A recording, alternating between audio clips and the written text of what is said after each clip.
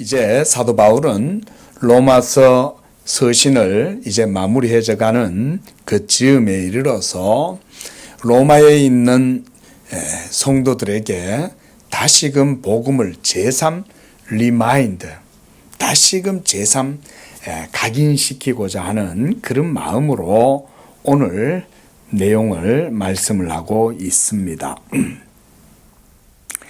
당시 로마는 세계의 중심이었고 이 로마의 시민들의 의식은 고대의 그 어떤 시대보다 매우 뛰어나고 높아져 있었습니다. 무엇보다 로마는 동서로부터 여러 가지 많은 사상과 문화가 그곳에서 집산되어져 있었기 때문에 특히 이 헬라의 지성의 유산을 잘 받아들여서 그 철학 사상들로 인하여 로마는 인문주의가 뛰어났던 그런 시대였습니다. 우리가 알다시피 헬라 시대는 지성을 숭상했던 그런 시대였고 이제 로마가 그 모든 헬라 세계를 정복했을 때는 로마의 지배 아래에 있었던 모든 세계는 이미 의식이 깨어나 있어서 소위 말하는 인문주의의 시대가 이제 이르게 된 거예요. 그래서 복음을 전함에 있어서 하나님이 복음의 텃밭을 우리는 가꾸어 놓았다. 이렇게도 볼 수가 있습니다. 왜냐하면 하나님의 생명의 지식이 증거되어지면 그 생명의 지식이 사람들이 개념이 없고 이게 언어가 없이는 그거를 이해할 수가 없기 때문에 하나님께서 헬라의 문화를 이용해서 복음이 전파되었을 때 이해될 수 있는 텃밭을 만들어 놓으신 거예요.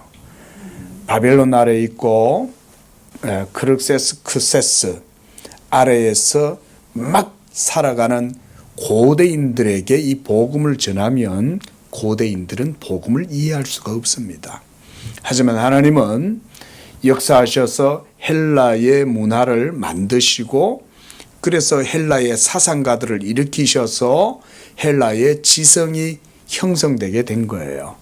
그래서 변증법도 생겨나고 그 다음에 여러 가지 회의론들도 일어나고 그 다음에 이성주의도 일어나고 경험주의도 일어나고 다양한 철학적 사조가 형성이 되면서 예수 그리스도의 복음이 전파됨으로써 이 복음이 지식의 형태를 가질 수 있도록 역사하신 거였습니다.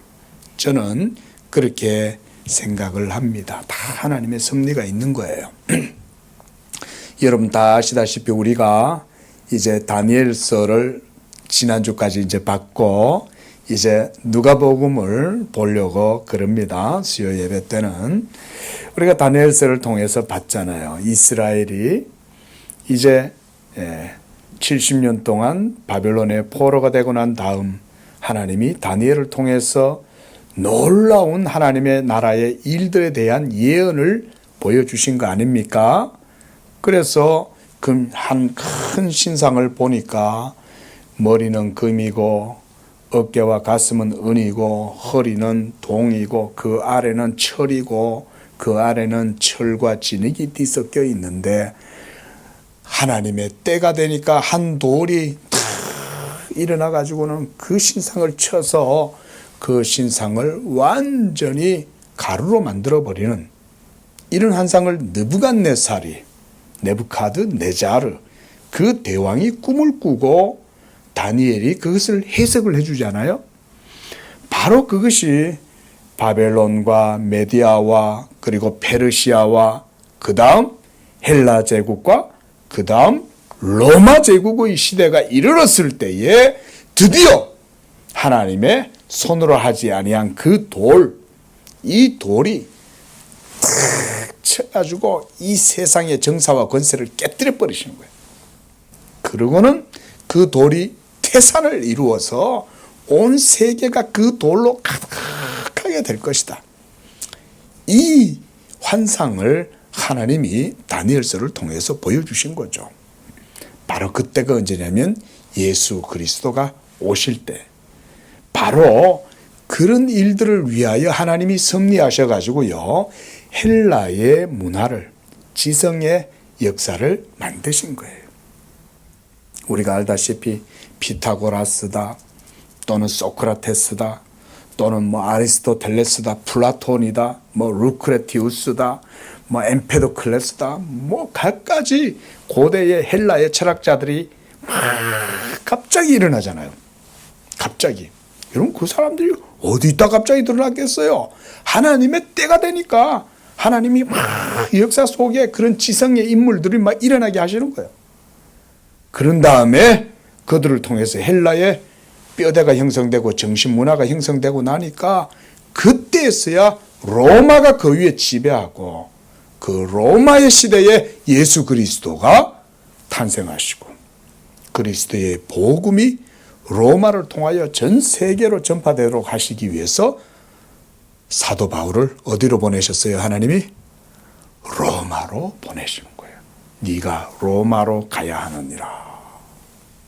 하나님의 뜻이 거기에 있었던 거예요. 영원하신 신적인 경륜과 작정이 로마를 통하여 전 세계에 복음이 전파되도록 하신 거예요. 지금도 우리는 로마의 문자를 쓰죠. 그게 뭐예요? 영어죠, 그죠? 예?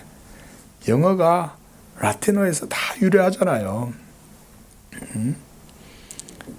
그러니까 여러분, 이 2000년 역사 동안 여전히 우리는 로마의 문화와 언어에 영향을 받고 있는데, 하나님이 그때 예수 그리스도를 보내고 초대교회를 발흥시키고, 그 초대교회 가운데에 이제 교부들이 일어나서 라틴어로 글을 쓰고 이러면서 위대한 문헌들을 남기고, 그리고 또 어거스틴이 탄생하고 이러면서 기독교 역사가 지금까지 계속 뻗어나 성장하게 된 거죠. 자, 여러분, 오늘 본문에서 사도 바울이 14절에 로마에 있는 성도들을 일컬어서 그래서 이런 얘기를 하는 거예요. 너희가 스스로 선함이 가득하고 모든 지식이 차서 능히 서로 권하는 자임을 나도 확신하노라 그랬어요. 지적으로 로마 사람들은 떨어지는 사람들이 아니에요. 이미 헬라의 모든 지성을 다 답습하고 아는 사람들인 거예요. 변증술도 있고 웅변술도 배우고, 그래서 이 사람들은요, 문학적으로도 아주 뛰어난 그런 이런 실력들을 가지고 있는 사람들이에요. 우리가 알다시피 소피스트들, 그렇죠? 플라톤이라든가 소크라테스가 이 소피스트들을 향하여 막 입만 가지고 산다고 막 이렇게 하잖아요. 여러분, 입만 가지고 산다는 건 글밥을 꽤나 안다는 얘기거든요. 그런 문화 속의 복음을 사도 바울이 전파하고 있었던 거예요. 이 14절의 내용의 배경을 저는 그런 것이라고 생각을 합니다. 이제 로마 안에도 사도 바울의 전도 사역을 통해서 예수 믿는 자들이 생겨나게 되었습니다. 저는요, 이 말씀을 묵상하다가, 하나님은 이런 인본주의, 인문주의가 확 해서 세력을 얻고 있는 그곳에 복음을 전파하게 해서 예수 믿는 자들이 생겨나게 하셨구나. 하나님께서 사도 바울과 함께 역사하셔서 로마 안에도 예수 그리스도의 교회가 생겨나게 된 것입니다. 그래서 바로 이와 같이 모든 지식이 차서 능히 서로 너희가 권하는 자들인 만큼 너희가 지적으로 뛰어난 거 내가 인정해, 이 얘기인 거예요. 사도가 왜 이 얘기를 할까요? 저는 개인적으로는 이것은 사도 바울의 일종의 저는 변증술이라고 생각을 합니다. 사도 바울은요, 자기 것만 얘기를 안 해요. 자기의 것을 확실하게 알고 있고 주장하지만 상대방을 깔아뭉개거나 무시하지는 않아요. 사도 바울의 서신을 깊이 들여다보면 그런 사도 바울의 경향을 우리가 알 수가 있습니다. 사도 바울은요, 먼저 상대방을 칭찬해줘요. 아유, 잘하네. 그래, 맞아. 이렇게 얘기를 해주는 거죠. 14절이 바로 그런 내용이에요. 그런데요, 그러나 15절에 이렇게 이제 시작을 하죠. 너희가 지적으로도 아주 뛰어나고 정말 너희는 레토릭도 잘하고 너희들은 뭐 여러 미사 여구 수사법도 잘 쓰고 그러지만 우리가 아리스토텔레스도 보면은 이 수사법, 레토릭 이런 것들을 많이 했거든요. 근데 15절에 가서는 그러나 라고 이렇게 말을 하는 거죠. 자, 여기서 왜 그러나, 왜 이 말을 붙여놨을까요? 그것은 이 세상의 지혜와 지식이 아무리 뛰어나다고 해도 그런 것들은 잠시 있다가 없어질 것들에 대한 지식이기 때문에 그런 거예요. 뭐 수사법이 아무리 요란하고 형찰란하들 미사 여구를 갖다 붙인들 그 속에는 생명이 없잖아요.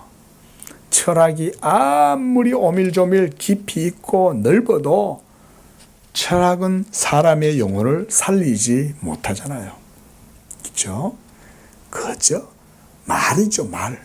살아있으니 말을 하고 말을 하니 아까워가지고 또 글로 적어 놓는 거죠. 글로 적으려니 그냥 안 적고 체계적으로 적는 거죠. 자기 정신의 앞뒤를 딱 해가지고 기승전결 앞으로 전부 다 이렇게 정리해가지고 그냥 책을 쓰는 거죠. 플라톤이 국가를 쓰고 뭐 아리스토텔레스가 뭐 시학을 쓰고 뭐 이러면서 막 책을 다 썼어요. 그게 사람의 영혼을 살리냐고요. 그럴 수는 없죠. 하지만 우리 인간에게는 참된 영적 생명을 주고 참된 위로와 평안을 줄 수 있는 그런 지식, 그런 것은 오직 예수 그리스도에 대한 믿음으로만 얻게 되는 지식이기 때문에 사도 바울은 바로 그런 것과는 다른 것을 말한다고 얘기를 하고 있습니다. 물론 세상의 지혜와 지식이 전혀 쓸모가 없다, 또 우리가 이렇게는 말하면 안 됩니다. 왜 그렇습니까? 그것은 소위 우리가 일반 은총, 우리 한번 따라하겠습니다. 일반 은총의 지식, 이걸 우리가 일반 계시다 이렇게 말하죠. 이런 것들은 모두가 다 하나님의 은총으로 말미암는 지식들이기 때문에 그 자체로 여러분이 이 땅에서 살아가는 데 있어서 필요한 것들이기는 합니다. 그런데 좋은 것도 과하면 과유불급이죠. 그렇죠? 있는 것을 적당하게 이용하면 그것은 좋은 거지만 거기에 막 욕심을 부려가지고 욕망을 품고 그것을 많이 가지고 있으면 뭔가 될 것이다 라고 생각하는 순간 거기에 지배를 당하고 물질의 종이 되어버려요. 또 무엇보다 그런 지식들을 아무리 많이 추구한들 그런 것들은 생명을 주거나 우리의 영혼을 의롭게 하지는 못합니다. 여러분, 기독교는요, 지식이 생명을 주고 지식이 우리의 영혼을 의롭게 한다라고 말합니다. 우리 한번 다 따라하겠습니다. 지식이 생명을 주고, 영혼을 의롭게 한다. 이게 기독교예요.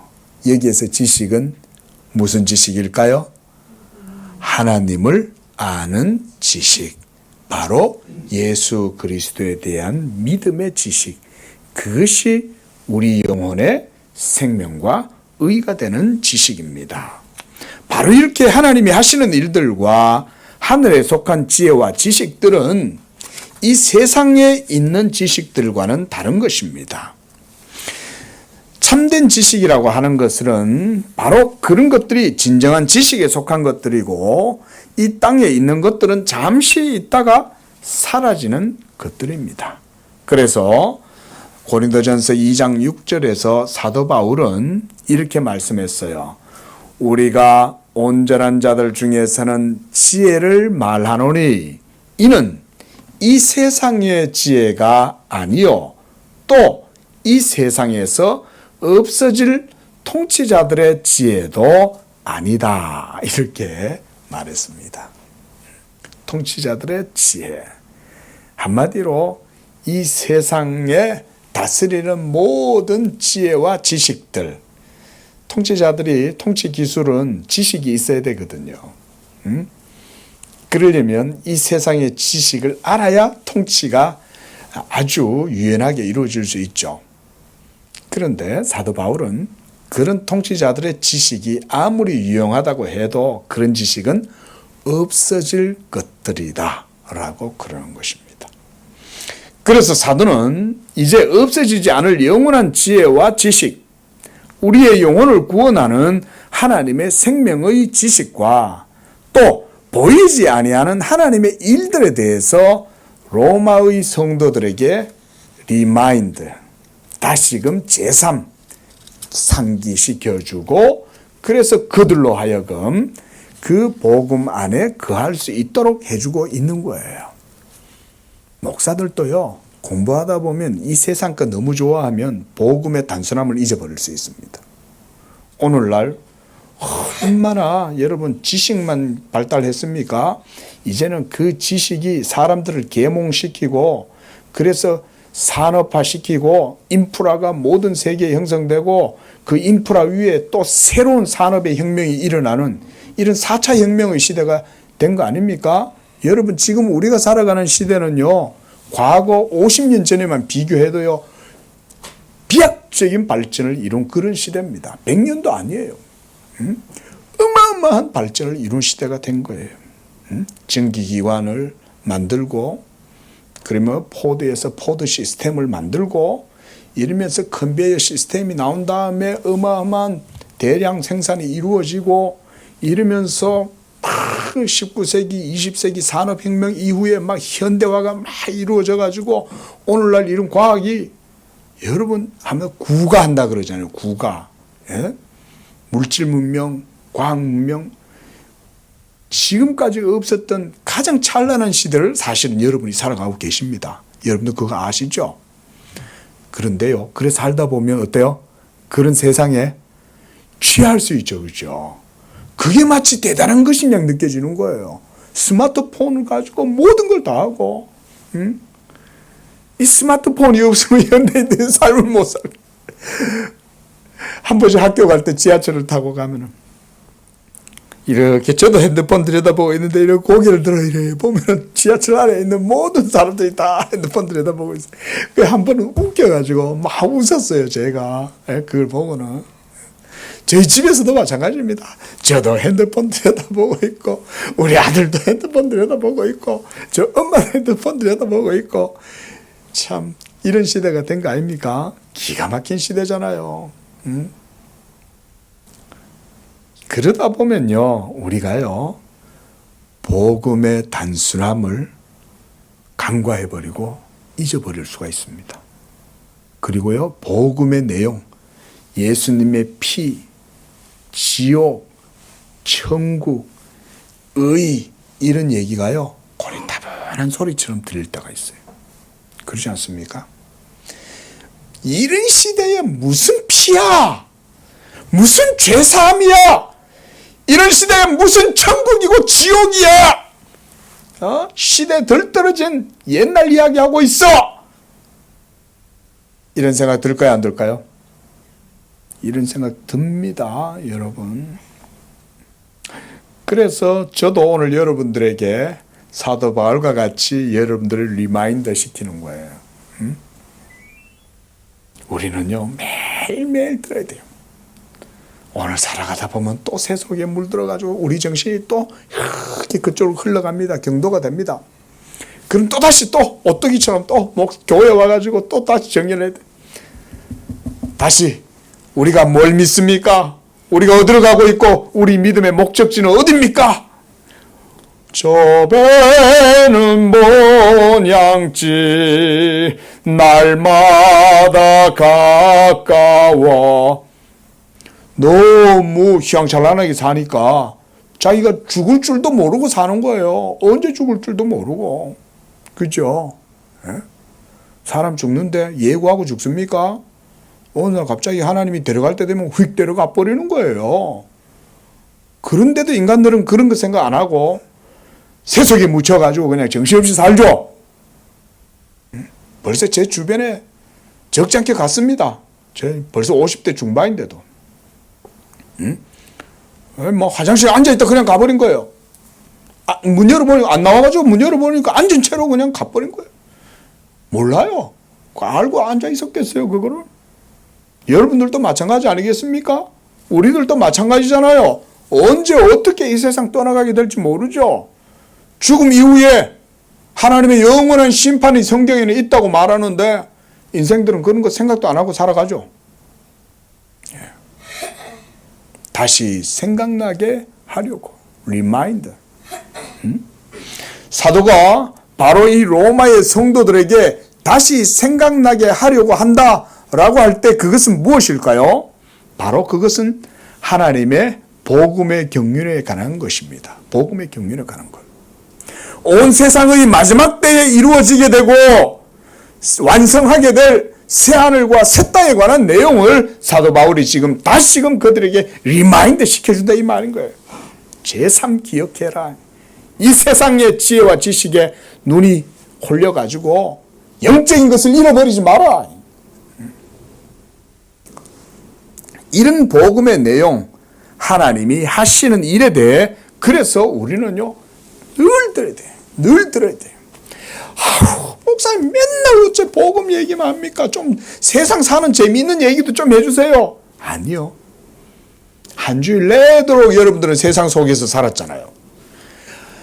하루라도 교회 와가지고 하나님이 하시는 일에 대해서 듣고 하나님의 영원한 작전과 경륜과 섭리가 뭔지 종말에 이루어지게 될 일들이 무엇인지 좀 관심을 가지고 내세에 대해서 좀 묵상을 좀 해라. 예? 먹고 사는 일에만 그냥 매여가지고 그걸 살지 말고. 예? 사도 바울이 하나님의 택하심과 부르심을 받고 일생 동안 이 복음을 위하여 수고하고 그 가운데 성도들과 교회를 세우려고 했던 이유와 목적이 바로 뭐냐? 그것은 바로 17절에 나오는 그리스도 예수 안에서 하나님의 일이에요. 우리 17절 말씀을 보십시오. 우리 함께 읽어보겠습니다. 시작. 그러므로 내가 그리스도 예수 안에서 하나님의 일에 대하여 자랑하는 것이 있거니와 그랬습니다. 하나님의 일이에요. 하나님의 일. 하나님이 하시는 일에 대해서 자랑하는 일이 있다. 이것을 전하겠다고 지금 말하고 있는 것입니다. 여러분, 하나님이 일하고 계신다고 지금 사도 바울이 얘기하고 있는 거예요. 믿으시기 바랍니다. 하나님의 영원한 경륜, 아이오니아 오이코노미아 투 데우, 하나님의 영원한 경륜, 작정, 섭리, 바로 이런 것들을 사도 바울이 로마의 성도들에게 리마인드 시켜주겠다 이 말인 거예요. 사도 바울은 지금까지 그래서 이것에 대해서 썼다라고 얘기했어요. 그것은 바로 뭘까요? 우리가 지금까지 보았던 로마서 전체 서신에 대한 내용이에요. 그래서 내가 이것으로 인하여 너희들에게 지금까지 대략 썼노니 그랬어요. 제가 이 15절에서 대략이라는 말을 보다가 조금 웃었습니다. 우리는 대략 쓴 로마서 서신 하나도 배우기가 어려워가지고 지금 그죠? 이렇게 오랫동안 지금 로마서 공부를 해도 그 복음의 깊은 하나님의 지혜와 지식 배우는 데 있어서 우리가 정말 힘겨워하지 않습니까? 근데도 사도 바울은 이걸 대략 썼다. 이렇게 대략. 예. 그러니까 이걸 풀어내면 얼마나 많겠어요. 그죠? 예?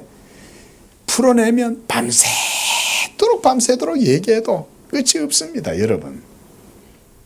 그러니까 목사는 직업일을 걱정이 없어. 목사는 할 말이 끝도 없어. 목사를 남편으로 만나신 사모님들은 목사님들 때문에 괴로워. 뭐 말만 하면 끝도 없이 떠들고. 아이고, 우리 목사님은 무슨 말을 하면 저렇게 끝도 없이 떠드냐. 예. 원래 목사니까 그런 거예요. 끝도 없이 말할 줄 모르면 목사가 아니에요. 여러분 그거 아셔야 돼요. 하나님의 진리에 대한 어떤 한 부분을 얘기하면 막 끝도 없이 얘기해야 돼, 목사들은. 그래야 그 사람이 진짜 목사인 거예요. 사도 바울이 에베소에서 3년 동안 복음을 전하면서 사역을 했는데 너무나 전할 말이 많은데 이제 내일은 사도 바울이 다른 곳으로 가야 돼. 그러니까 사도 바울이 내가 내일 가야 돼. 여러분, 그러니까 내가 이제 오늘 여러분들과 언제 또 만날지 모르니까 오늘은 여러분들 끝까지 밤새도록 들어야 돼. 그래가지고는 밤새도록 복음을 전한 거예요.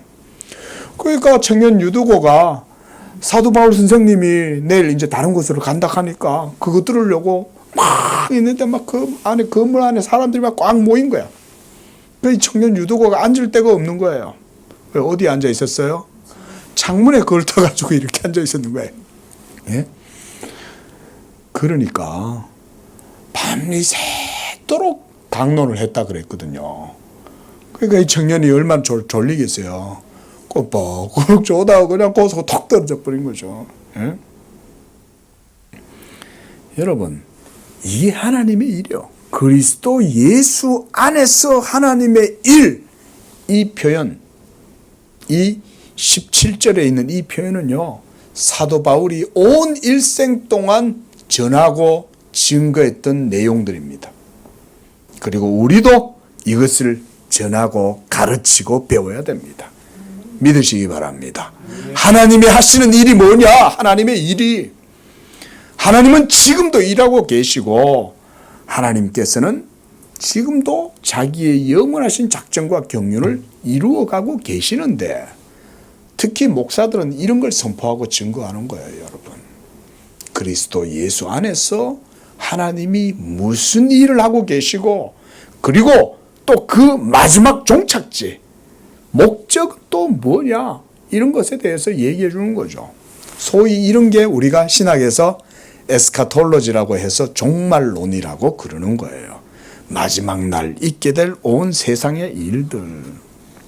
여러분, 마지막에 일들, 일어나게 될 일을 아는 사람은 향방 없이 좌지우지 아무렇게나 그냥 표류하면서 살아가지 않겠죠.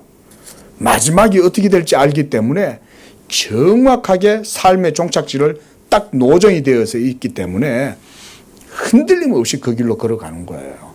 우리 양재교회와 성도들은 모두 그런 믿음의 삶을 살아가시기를 축원을 드립니다. 우리는 분명한 길이 있고 목적지가 있어요. 예수 그리스도 안에서 우리를 부르신 그 부르심, 그리스도 예수 안에서 하나님이 하시는 일, 이 일이 장차 우리에게 주어지게 될 일들이다. 오늘 그런 얘기들도 조금 드리려고 그럽니다. 사도 바울은 그래서 이 복음을 전하는 데 있어서 일생 동안 고난받기를 즐거워했어요. 그래서 디모데후서 1장 8절에 보면 내가 그리스도의 복음과 함께 고난받기를 즐거워했다 그랬어요. 고난을 받는데 즐겁다니 이게 무슨 말이야? 예? 우리 양재교회 성도님들도 복음과 함께 고난받기를 즐거워하시게 되기를 축원드립니다. 복음과 함께 고난받는 게 즐거운 건 뭐 때문입니까? 명분이 있기 때문에 그런 거예요. 내가 고통당하고 내가 지금 괴롭고 헐벗고 굶주리고 매맞고 다른 사람들에게 멸시당하고 조롱당하고 하지만 그게 즐거워요. 왜? 나는 이 세상에 속한 사람이 아니라 저 하늘에 속한 사람이기 때문에. 그러니까 명분이 있으니 고난당해도 즐거운 거죠. 그래서 사도 바울은 고린도전서 4장 11절에서 13절에 이렇게 말했어요. 제가 읽어드릴게요. 바로 이 시각까지 우리가 줄이고 목마르고 헐벗고 매맞고 정처가 없고 또 수고하고 친히 손으로 일을 하고 모욕을 당한 즉 축복하고 박해를 받은 즉 참고 비방을 받은 즉 권면하니 우리가 지금까지 세상의 더러운 것과 만물의 찌꺼기 같이 되었다 라고 이렇게 말했어요. 그런데 이런 것을 사도 바울이 괴로워했다? 즐거워했다는 거예요. 왜 즐거워할 수 있었을까요? 이게 즐거운 이유는 장차 어떻게 될 것인지 하나님이 부르심 가운데 영광의 상급을 주실 것에 대한 소망과 기대가 있었기 때문에 즐거운 것입니다. 또한 고린도후서 11장에서도 사도 바울은 또 말해요. 내가 수고를 넘치도록 하고 옥에 갇히기도 하고 더 많이 하고 매도 수없이 맞고 여러 번 죽을 뻔하였고 유대인들에게는 40에 하나 감한매를 5번이나 맞았어요. 40의 감한매가 뭐냐면 율법에 의해서 40번 못 치는 거예요. 하지만 율법이 최대 형량이 퇴장이 40대인 거예요. 40대. 근데 40대까지 때리면 자비가 없으니까 한 대 덜 때리는 거예요. 근데 그거를 몇 번 맞았다는 거예요? 곱하기 5을 했다는 거예요. 5번. 저도요, 참 이 본문을 준비하는 가운데에 묵상을 하다가요, 참 목사로서 무엇보다 여러분보다 제 자신에게 이 말씀을 좀 생각을 해봤습니다. 내가 진짜 이렇게 사도 바울처럼 복음을 전하고 있냐? 그러지 못하고 있잖아요.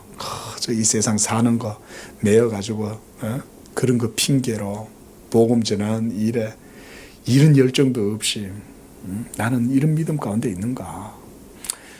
아울러 우리 성도님들도 우리가 어떤 부름을 받았는가를 다시 한번 생각해 보실 수 있기를 바랍니다. 우리가 믿는 믿음이 뭐냐? 그리고 우리의 믿음의 과정과 목적지는 어디냐? 그 종착지가 뭐냐? 여러분도 다시금 생각해 보시기를 바라는 것입니다. 우리가 살아가고 있는 이 세상은 그 자체로 영원하지 않습니다. 성경은 이 모든 세상과 그 가운데 있는 모든 일들이 반드시 그리스도 예수 안에서 한 번은 새롭게 될 것이라고 말씀합니다. 그리고 지금 그것은 봄을 기다리는 나무처럼 돋아 나기를 기다리고 있습니다. 이제 모든 만물이 다 잠들어 있는 겨울에 접어들었습니다. 하지만 이 겨울에 모든 만물은 봄을 기다리죠. 그와 같이 이제 그리스도 예수로 말미암는 새하늘과 새 땅이 이루어지게 될 것에 대해서 만물들은 기다리고 있습니다. 로마서 7장에 보면 만물이 고대하는 바는 하나님의 아들들이 영광의 자유에 이루기를 고대하고 있다.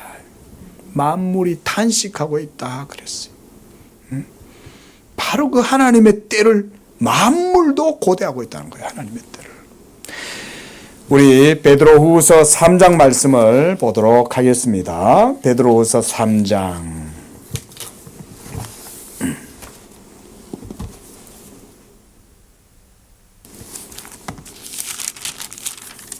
자, 베드로후서 3장 신약 성경 387쪽.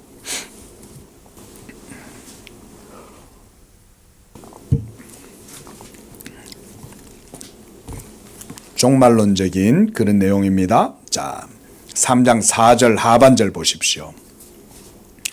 조상들이 잔 후로부터 만물이 처음 창조될 때와 같이 그냥 있다. 이건 누구 말이에요? 하나님을 믿지 않는 이 세상 사람들 말이에요.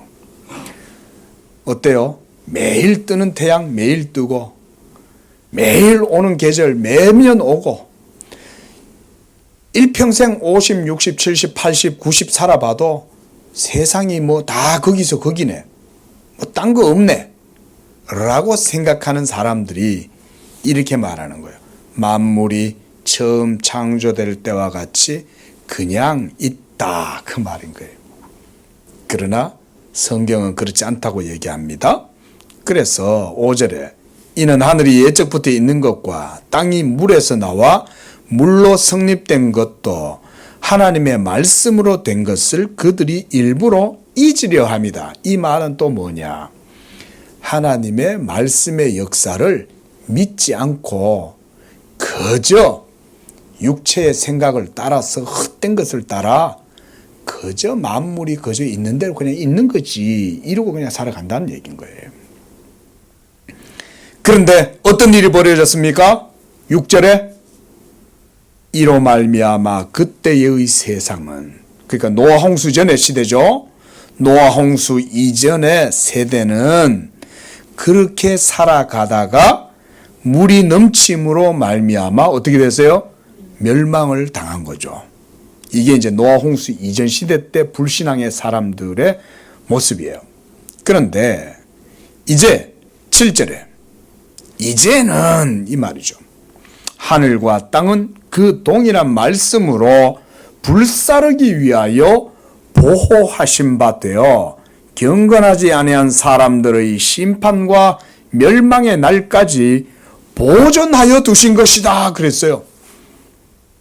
그러니까 우리가 매일 보고 매일 경험하는 하루하루의 삶, day by day, 또한 매년 1년 365일, 10년, 20년, 일평생, 7, 80, 90년, 100년 이렇게 살아도 세상이 똑같은 것 같지만 그게 아니라는 거죠.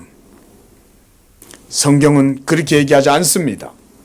그것은 바로 사람들의 심판과 멸망의 날까지 하나님이 다 지금 보존해 놓고 있는 거예요. 예? 그래서 9절 하반절 보세요. 하나님은 오래 참으사 아무도 멸망하지 아니하고 다 회개하기에 이르기를 원한다 그랬습니다. 그리고 10절에 이렇게 말씀합니다. 그러나 주의 날이 도둑같이 오게 될 것이다. 아무 변화도 없고 매일 똑같은 그런 전편일률적인 그런 것들이 일상적으로 이루어지는 것 같아도 그걸로 모든 세계가 이루어지는 게 아니라 우리 주님이 갑자기 도둑같이 나타나서 그렇게 되면 하늘이 큰 소리로 떠나가고 물질이 뜨거운 불에 풀어지고 큰 소리로 떠나가고 또 땅과 그 중에 있는 모든 일이 드러나게 될 것이다. 이게 마지막 날 있게 될 일들이라는 거예요.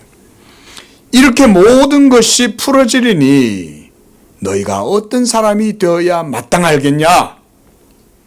그리고 보세요. 12절에 하나님의 날이 임하기를 바라보고 간절히 사모하라. 그날에 하늘이 불에 타서 풀어지고 물질이 뜨거운 불에 녹아지려니와 우리는 13절 함께 읽어봅니다. 시작. 우리는 그의 약속대로 의가 있는 곳인 새하늘과 새 땅을 바라보도다 그랬어요. 이게 바로 그리스도 안에서 하나님이 행하실 역사의 마지막 궁극적인 일들이에요. 믿으시기 바랍니다. 새하늘과 새 땅이 반드시 이루어지는 거예요. 자, 우리 다시 한 번 더 찾아가 봅니다. 이번 요한계시록 한번 가보겠습니다. 요한계시록 21장.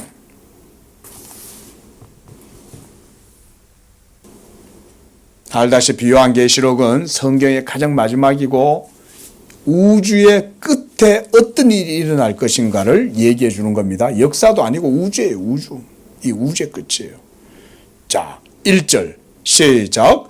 또 내가 새하늘과 새 땅을 보니 처음 하늘과 처음 땅이 없어졌고 바다도 다시 있지 않더라 그랬습니다.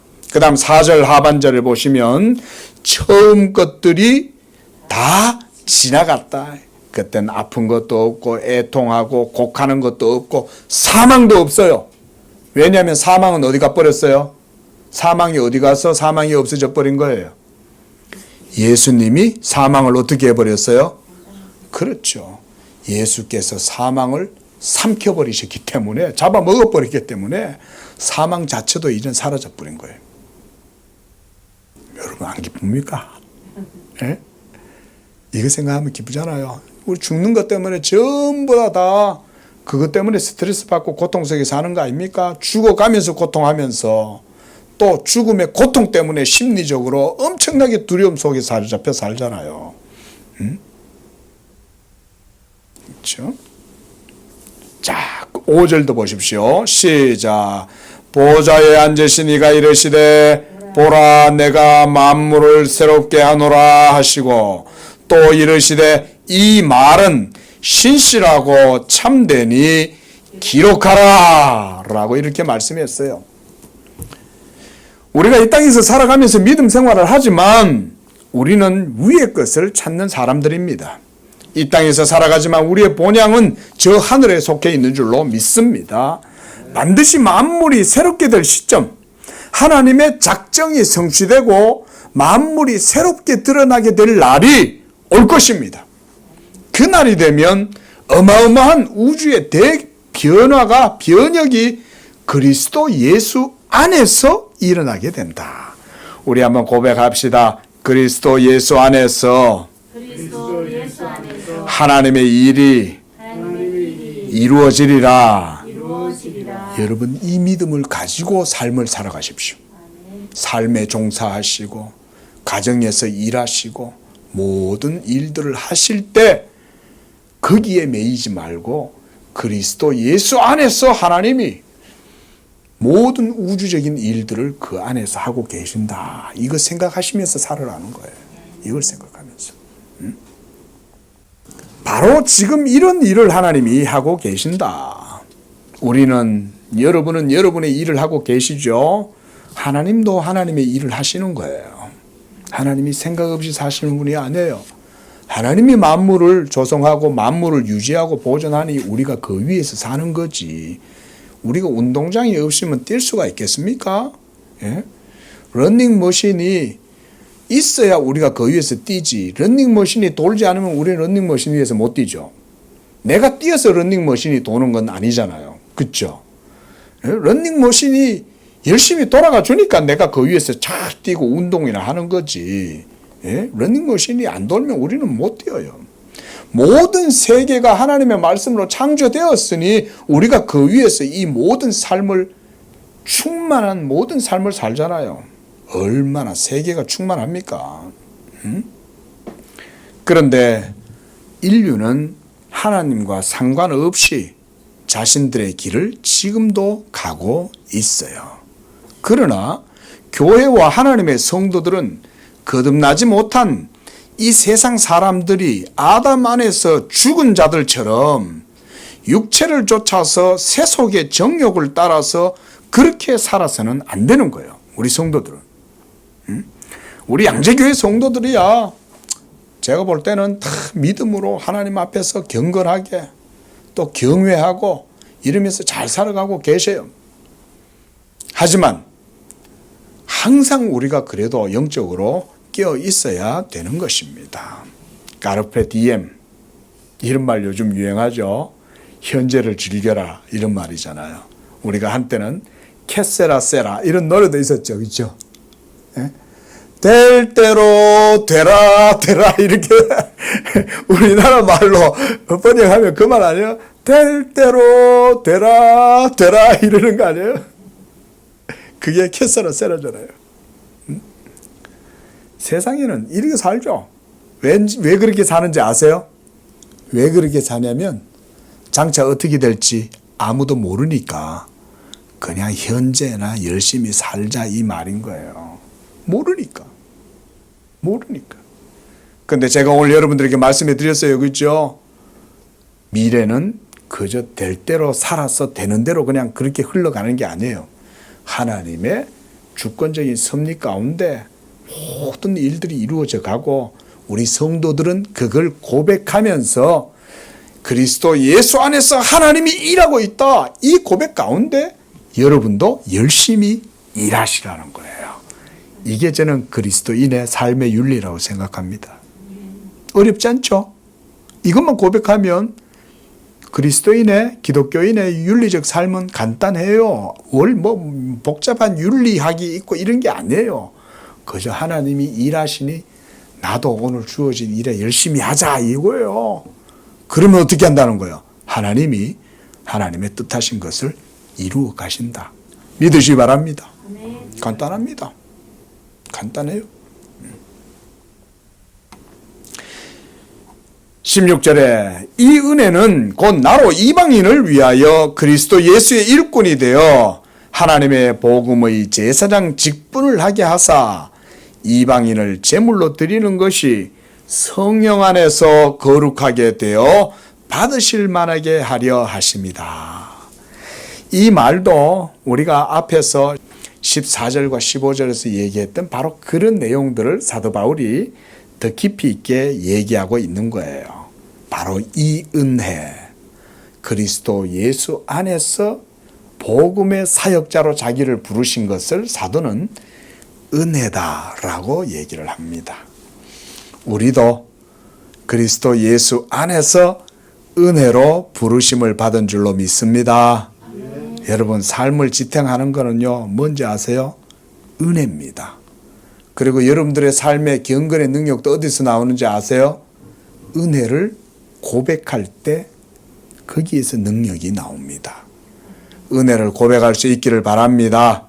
마음속 깊은 곳에서부터 하나님의 부르심을 믿고 그 가운데 이게 하나님의 은혜다, 이거를 고백하면 그 사람은 삶의 능력을 누리게 됩니다. 그것이 진정한 능력입니다.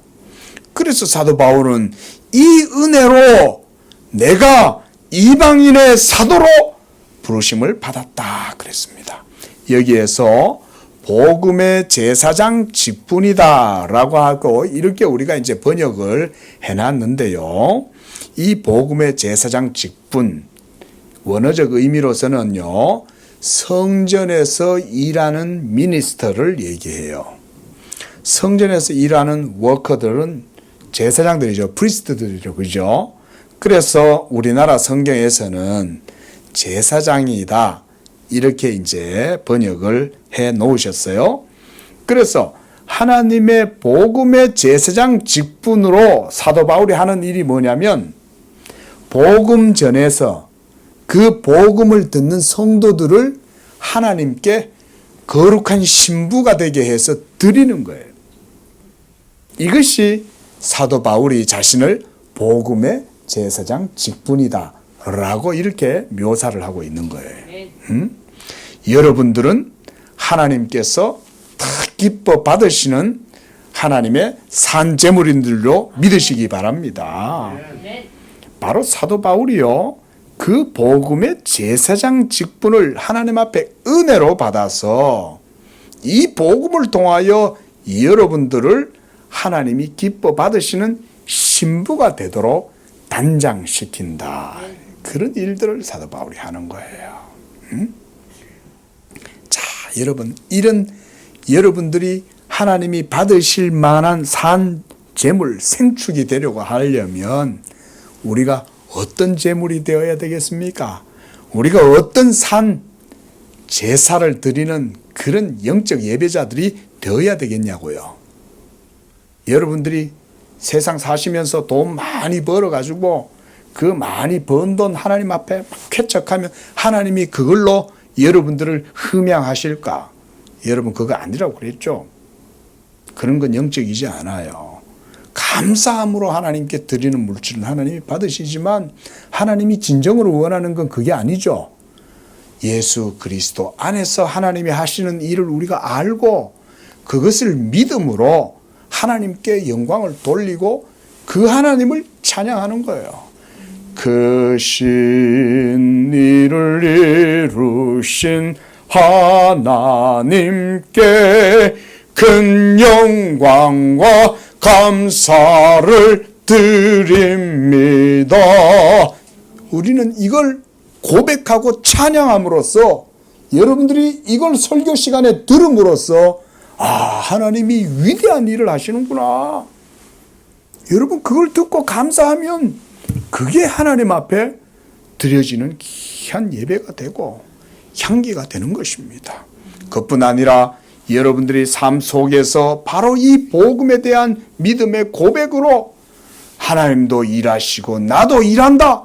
여러분, 이 고백만 있어도 여러분은 하나님이 받으시는 것입니다.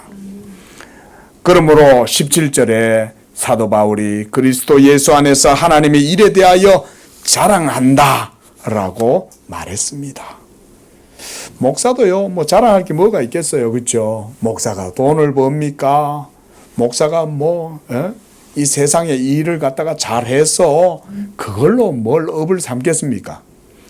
그럼에도 불구하고요, 사실은 목사로서 저는요, 참 늘 하나님 앞에서 감사하고 너무너무 감사해요. 어제도 그러고 오늘도 그러고 요즘 하나님께서 제 마음을 이렇게 붙들고 계시는데, 여러분, 하나님께서 그리스도 예수 안에서 나를 부르셔서 이 복음에 전하는 사역자의 직분으로 불러주셨다는 게 시간이 지나갈수록 보니까요, 이게 너무 감사한 거예요. 그뿐만 아니죠. 우리 성도님들도 저는 마찬가지라고 생각합니다. 여러분들도 그리스도 예수 안에서 다 하나님의 작정하신 섭리와 뜻 가운데 불러주신 줄로 믿습니다. 이걸 믿으셔야 되는 거예요. 이걸 믿으면 하나님이 거기에서 영광을 받으시는 거예요. 아, 그렇구나. 그것만 믿으면 그때부터 하나님이 하시는 일에 대해서 하나님께서 말씀해 주시겠죠. 그렇죠. 그래서 이제 사도 바울이 18절에서 그리스도께서 이방인들을 순종하게 하기 위하여 나를 통하여 역사하신 것 외에는 내가 감히 말하지 아니하노라 그랬습니다. 이방인들을 순종하게 하기 위해서 그리스도께서 사도를 택하시고 세우신 것입니다. 그래서 사도행전 9장 15절에서는 회심한 바울이 이게 부활하신 그리스도를 만나고 난 다음에 그의 눈이 멀어버렸잖아요. 그래가지고는 그가 이렇게 있는데 아나니아를 하나님이 보내시죠. 근데 아나니아가 이렇게 주님께 말해요. 주여, 이 사람은 교회를 박해하고 그리고 많은 성도들을 핍박하던 자인데 어찌하여 그렇습니까? 라고 하니까 주님이 뭐라고 그러셨어요? 이 사람은 내 이름을 이방인과 임금들과 이스라엘 자손들에게 전하기 위하여 택한 나의 그릇이다. 이렇게 주님이 바울에 대해서 말하고 있는 거예요. 이방인들과 임금들과 이스라엘 자손들 앞에 전하기 위하여 택한 하나님의 그릇이다. 과연 구약의 모든 율법과 선지자들이 예언했던 그리스도는 아브라함의 혈통으로 난 이스라엘만을 위한 구속주가 아니에요. 그렇죠? 우리가 이거는 자주 얘기를 드리지만 모든 민족과 열방이 그리스도로 말미암아 구원을 얻게 되리라 라고 하는 것이 이미 어디에서 드러났다고 그랬습니까? 아브라함의 언약부터 벌써 그것이 계시가 되었다 그랬죠. 아브라함이라고 하는 말의 뜻이 뭐죠? 열국의 아버지라는 말이죠. 아부라는 말은 아버지란 말입니다. 예? 아바 이 말이잖아요. 아부. 그러니까 벌써 이스라엘의 조상인 시조였던 아브라함에게서부터 벌써 하나님은 이 복음 언약을 증거했던 거예요. 그래서 아브라함아, 너로 말미암아 천하 만민이 복을 얻게 되리라. 너에게서 열왕이 나오고 너로 말미암아 천하 만국이 복을 얻는다. 이게 바로 예수 그리스도로 말미암는 복을 얘기하는 거예요. 이게 바로 아브라함 언약이에요. 벌써 거기서부터 복음이 온 세계 만민 가운데 전파될 것을 벌써 예언되고 있죠. 그리고 구약의 모든 율법과 선지자들의 사역도 바로 그런 것이었습니다. 우리가 이사야서도 봤고요. 이제 다니엘서도 봤습니다. 그 속에서 뭐라고 예언을 합니까? 장차 온 세계 가운데 이방인들이 복음을 듣고 하나님의 나라로 들어오게 될 것에 대해서 얘기하죠. 우리 예수님은 또한 그 말씀하셨죠. 나라의 본 백성들은 그들의 자리와 지위, 명예를 잃어버리게 될 것이지만 그 나라는 다른 자들이 차지하게 될 것이다. 그리고 나라의 본 백성들은 바깥 어두운 데 쫓겨나 이럴갈미 있게 될 것이다. 그렇게 얘기했죠. 여러분, 바로 복음의 백성들, 예수 그리스도를 믿음으로 말미암는 하나님의 새 언약 백성들이 하나님의 나라를 차지하게 될 것이라고 말씀하고 있는 거예요. 구약의 율법과 선지자들은 바로 이것을 계속 증거했던 거예요. 여러분 선지서 읽어보시면 예언서들이 어려워요. 그런데 이렇게 목사한테 딱 이렇게 사인포스트를 딱 보고 가면 쉽습니다. 그렇죠? 율법과 선지자들의 핵심 내용은 예수 그리스도고 그 예수가 장차 오셔서 행하실 일들, 그를 통해서 이루어지게 될 일들, 이런 것들에 대해서 노래하고 있구나. 우리가 잘 아는 이사야서의 노래, 사막에 샘이 넘쳐 흐르리라, 사막에 꽃이 피어 향기 나리라, 주님이 다스릴 그 나라가 되면은 사막이 낙원되리라 그러잖아요. 그게 어떻게 그렇게 되냐? 예수 그리스도를 통해서 하나님이 반드시 새하늘과 새 땅을 이루실 것에 대해서 말씀하시는 거예요. 그래서 이제 19절에 보면 사도 바울은 자신의 사역이 말과 행위와 또 표적과 기사의 능력으로, 성령의 능력으로 이루어졌다라고 이렇게 말합니다. 또 내가 예루살렘으로부터 두루 행하여 일루리곤까지 행하여 그리스도의 복음을 편만하게 전하였다. 지금 로마에 있는 성도들에게 사도 바울이 자신의 사역을 소개하는 이유가 뭘까요? 그것은 예수 그리스도의 복음을, 하나님의 경륜을 그와 같이 소개하고 있는 거예요. 지금도 그 일을 우리는 증거해야 됩니다. 여러분들도 그것을 믿어야 되는 것입니다. 하나님의 경륜, 우리는 우리의 일을 해요. 그렇죠? 예?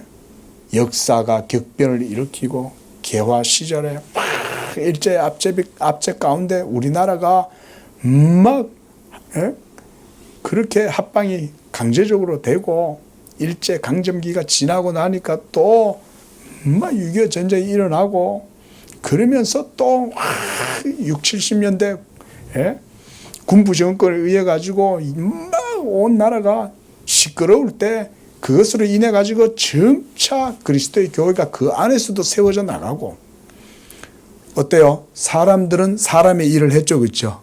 흥선대원군은 흥선대원군의 일을 했고, 일본 사람들은 일본 사람들의 일을 했고, 유관순과 안중근과 윤봉길 의사들은 자기들이 할 일을 한 거예요. 민족 시인들은 광야에서 노래를 한 거예요. 예? 하지만 하나님도 하나님의 일을 하시는 거예요, 여러분. 1902년, 1907년 평양 장대현 교회에서 부흥의 놀라운 역사가 일어나서 한반도의 성령의 역사를 통해서 복음이 증거되고, 선교사들이 언더우드라든가 여러 사무엘 모펫이나 막 여러 많은 선교사들이 들어와 가지고는 한국에다가 의학당을 세우고 재중원을 세우고 학교를 세우고 여건을 신장시키고 또 하나님의 복음의 일들도 이루어지죠. 그 가운데 한국이 또 이 부흥의 역사가 일어났잖아요. 하나님은 하나님의 일을 하시는 것입니다. 사도 바울이 지금 그런 내용들을 얘기하고 있는 거예요. 우리가 오늘 기억해야 될 것은 하나님이 지금도 그리스도 예수 안에서 이 하나님의 일을 하고 있다는 이 고백입니다. 이걸 고백하면 여러분도 바로 하나님의 종말론적인 역사 속에 들어갑니다. 이걸 고백하는 사람은 세속에 휩쓸리지 않아요. 이걸 고백하면 보이지 않아도 하나님은 모든 우주를 다스리시듯 우리의 삶과 역사도 다스리신다. 이걸 고백하시기를 바랍니다. 자, 이제 20절에서 21절에 결론적으로 사도는 내가 그리스도의 이름을 부르는 곳에는 복음을 전하지 않기를 힘썼다라고 말하고요. 이는 남의 터 위에 건축하지 아니하려 함이다 그랬습니다. 왜냐하면 이사야서 52장 우리 요것만 마지막으로 찾아보고 말씀을 마칩니다.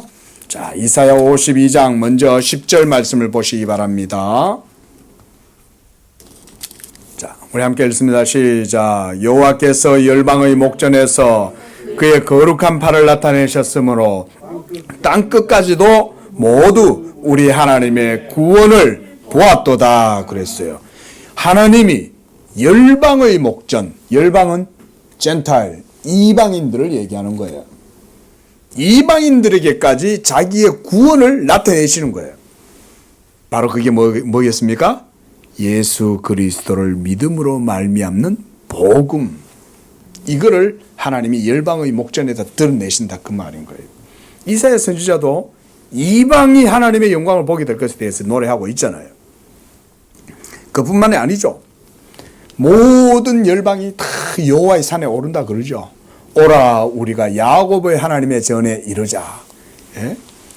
거기에서 여호와의 율법이 나올 것이다. 여호와의 산에 올라가자. 이러면서 모든 이방이 모여서 아브라함의 하나님에게로 야곱의 하나님에게로 온다 이거죠. 그래서 사도 바울이 바로 이런 복음을 전하면서 21절에 주의 소식을 받지 못한 자들이 볼 것이요 듣지 못한 자들이 깨달으리라 그랬어요. 자 보니까요. 주의 소식을 받지 못한 사람들 소위 요즘 그 AAP라고요. 미전도 종족 입양 운동 이런 거 이제 우리 한국 교회에서 선교 사역 전략으로 하거든요. 미전도 종족이 이제 얼마 안 남았다고 합니다. 제가 벌써 이 AAP를 접하게 된 게 벌써 20년이 됐는데요. 20년 동안 세계에서 선교사들이 얼마나 복음을 많이 전하고 있겠어요. 그렇죠? 이제는요. 복음이 땅끝까지 전파되는데 얼마 남지 않았습니다. 여러분, 그렇게 되면 무슨 일이 벌어져요? 예수님이 그때 오시는 거예요. 복음이 땅끝까지 다 전파되면 그제서야 오리라 그랬거든요. 여러분, 주님 오실 날이 멀지 않았습니다. 물론 우리가 종말론적으로 벌써 하나님의 나라가 종말론적으로 이루어졌어요. 이미 already. 하지만 우리의 시점에서는 아직 하나님의 복음이 땅끝까지 전파되어야 될 시점이 남았어요. 그래서 주의 소식을 받지 못한 자들이 볼 것이고 듣지 못한 자들이 듣고 깨닫게 될 것이다. 누가? 이방인들이 있는 곳곳에서. 지금 하나님은 이 일을 하고 계십니다. 기도하겠습니다. 자비로우신 주 하나님, 영광받아 주옵소서. 그리스도 예수 안에서 행하시는 하나님의 일이 예수 그리스도의 복음으로 말미암아 지금도 모든 역사 가운데 이루어지게 하시는 줄로 믿습니다.